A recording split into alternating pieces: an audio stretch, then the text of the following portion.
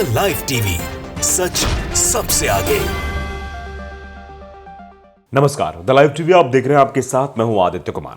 Israeli फौज की हालत खराब हो गई है।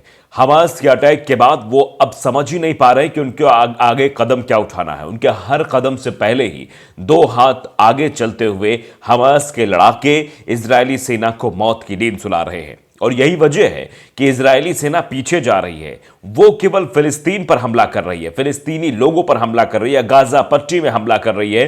वो लोगों को डरा धमका के ही अपना राज स्थापित करने की कोशिश कर रही है। लेकिन जब भी हमास से टकराव होता है, अल कसम ब्रिगेड से टकराव होता है, अल कुद्स ब्रिगेड से टकराव होता है, तो इजराइल की हालत चौपट हो जाती है। अभी जो चीजें निकलकर सामने आ रही हैं, जो तस्वीरें निकलकर सामने आई हैं, वो भयावह हैं। ताज़ा खबर दरअसल ये आ रही है कि गाजा मुजाहिदीन द्वारा घायल और मारे गए यहूदी सैनिकों को बहिष्कृत किया जा रहा है, यानी बाहर फेंका जा रहा है। आप देखिए किस तरीके से ये जो सैनिक हैं, जो आईडीएफ के सैनिक हैं, यहूदी सैनिक हैं, इन लोगों को बाहर किया जा रहा है। गाजा ने किस तरीके से इन सब की हालत ख़राब कर दी, एक के बाद एक सैनिकों को मौत के घाट उतार दिया है। आप समझिए एक जहन्नुम बना दिया है। क़यामत बनकर बरस रहा है हमास लगातार इजराइल की सेना को धूल चटा रहा। लेकिन यह खबर आपको मीडिया में देखने को नहीं मिलेगी।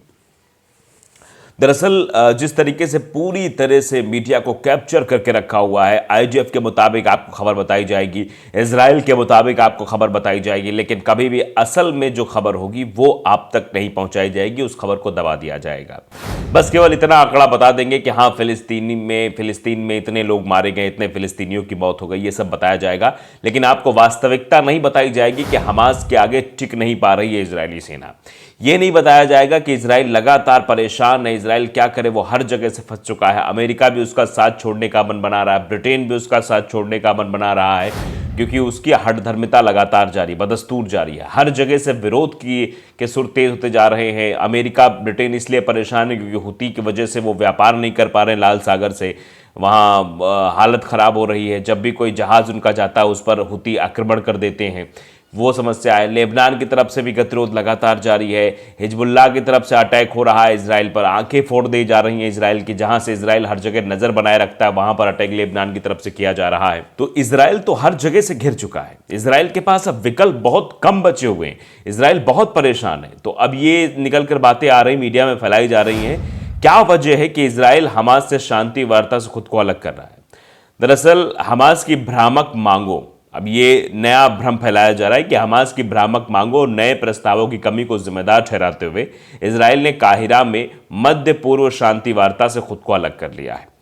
यानी ब्लेम जो दिया गया है वो हमास को दिया गया है कि हमास बेवजह की भ्रामक मांग कर रहा है, जबकि ये बेंजामिन नेतन्याहू की हठधर्मिता का प्रमाण है कि वो ये सुनना ही नहीं चाहते हैं, वो चीज़ों को समझना ही नहीं चाहते हैं।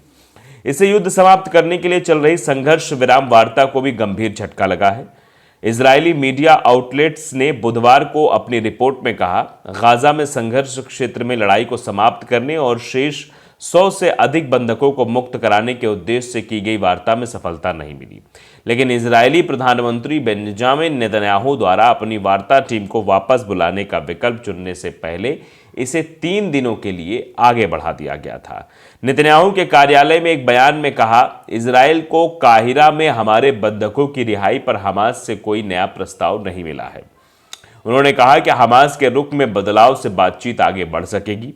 टाइम्स ऑफ इजराइल की रिपोर्ट के अनुसार नेतन्याहू ने एक वीडियो बयान जारी किया जिसमें कहा गया है कि मजबूत सैन्य दबाव और दृढ़ बातचीत बंदियों को रिहा कराने की कुंजी है।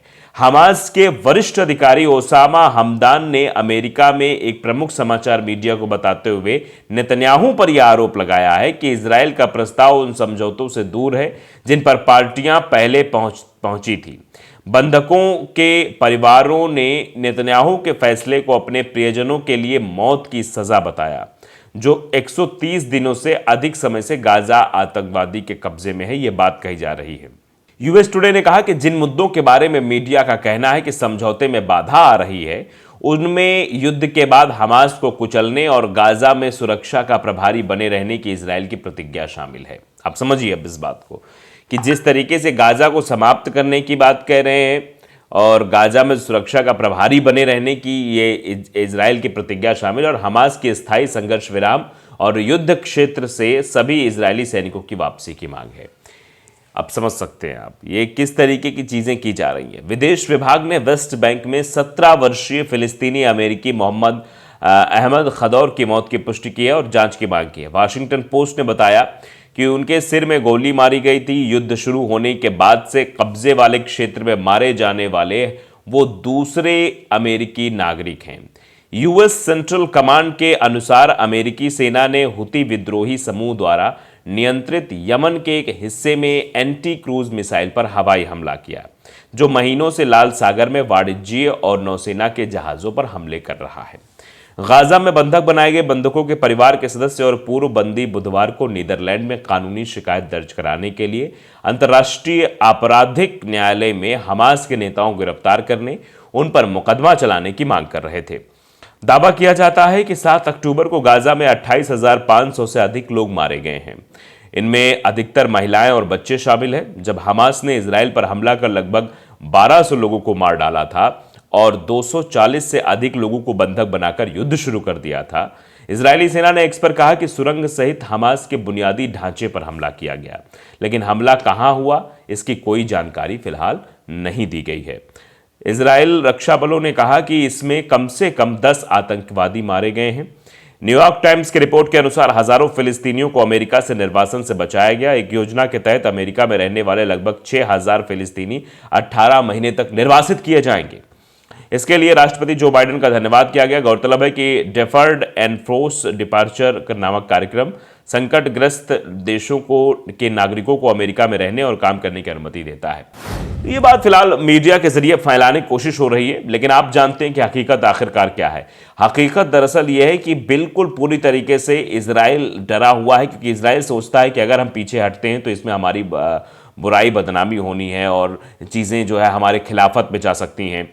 कि हम तो पहले अपने आप को वैश्विक स्तर पर डेवलप करने की कोशिश करते हैं कि इजराइल से ज़्यादा हथियार, इजराइल खुद अपने आप को बहुत सुरक्षित महसूस करता है, उसकी सुरक्षा घेरे को कोई तोड़ नहीं सकता है। आयरन डोम की तो बैंड बजा के रख दी हमास ने कैसे आयरन डोम को तबाह कर दिया है सभी ने देखा है। तो पूरी तरीके से इजराइल जो है घिरा हुआ है। अब इजराइल के बीच जो संघर्ष है वो बढ़ता जा रहा है। फिलिस्तीनियों ने दक्षिणी गाजा स्थित खान यूनिस में मुख्य अस्पताल को खाली करना भी शुरू कर दिया है। कई हफ्तों की भारी लड़ाई ने चिकित्सा सुविधा को पूरी तरीके से वहां ठप कर दिया है। अस्पताल में कई लोगों की जान चली गई थी। बुधवार को चिकित्सकों ने वीडियो साझा कर यह जानकारी दी है। तो आप समझिए, मासूम लोगों को मारने का काम इजराइल करता है, उन्हीं मासूमों लोगों की आवाज उठाने का काम हमास करता है। हमास अपने अधिकार, अपने लोगों के अधिकारों के लिए इस बात को समझाने के लिए कि हम पर जुल्म होता रहेगा तो सिर्फ हम जुल्म सहते नहीं रहेंगे, उसका जवाब देना भी जानते हैं, इसलिए वो 7 अक्टूबर को हमला करता है। लेकिन उसके बाद उन्हीं के मासूम लोगों को फिर से मारने का काम इजराइल के द्वारा किया जा रहा है। पूरा विश्व देख रहा है इस बात को कि किस तरीके से 28 से 29 हजार लोगों की मौत हो गई है, 65,000 के करीब लोग घायल हैं और कई लाखों लोग जो है पलायन करने को मजबूर हो गए हैं। कुछ लोग तो लापता है, उनका पता ही नहीं चल पा रहा है। ऐसे में जो जितने लोग मारे गए उनमें 70% से ऊपर महिलाएं और बच्चे शामिल हैं। इसी से आप अंदाजा लगा सकते हैं कि इस आतंकवादी सोच का है इजराइल। उसकी सोच क्या है कि मासूमों पर अत्याचार करके हम अपने आप को बड़ा साबित करने की कोशिश कर रहे हैं। हमास के आगे उसकी नहीं चल रही है, हिजबुल्लाह के आगे उसकी नहीं चल रही है, हुती के आगे अमेरिका और ब्रिटेन तक की नहीं चल रही है, लेकिन वो मासूम फिलिस्तीनियों को मारकर खुद को शहंशाह बनाने की कोशिश इजराइल कर रहा है। और इसीलिए हमास की तरफ से जवाब दिया जा रहा है। हमास के जो धमाके हैं वो इजरायली सैनिकों के होश उड़ा रहे हैं। द लाइव टीवी को अगर आपने सब्सक्राइब नहीं किया जरूर करिए, बेल आइकन दबाइए ताकि सच खबरें आप तक पहुंचती रहें। नमस्कार। द लाइव टीवी, सच सबसे आगे।